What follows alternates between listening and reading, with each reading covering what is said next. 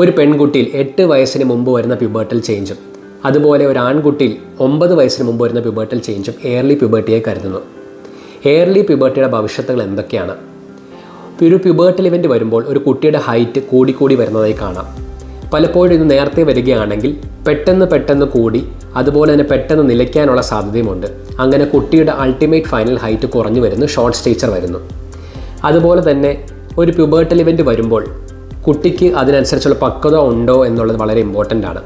ഒരു 9 വയസ്സിന് മുമ്പ് പീരിയഡ്സ് വരികയാണെങ്കിൽ കുട്ടിക്ക് അതിനനുസരിച്ചുള്ള മെൻ്റൽ പക്വത ഉണ്ടാകണമെന്നില്ല.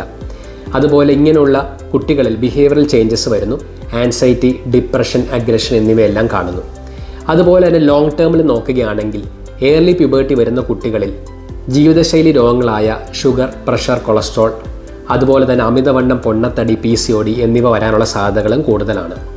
അതുകൊണ്ട് എയർലി പ്യൂബർട്ടി നോട്ട് ചെയ്യുകയാണെങ്കിൽ ഒരു എൻഡോക്രൈനോളജിസ്റ്റിനെ കണ്ട് അതിനുള്ള കാരണങ്ങൾ എന്താണെന്ന് വിലയിരുത്തേണ്ടത് വളരെ അത്യാവശ്യമാണ്.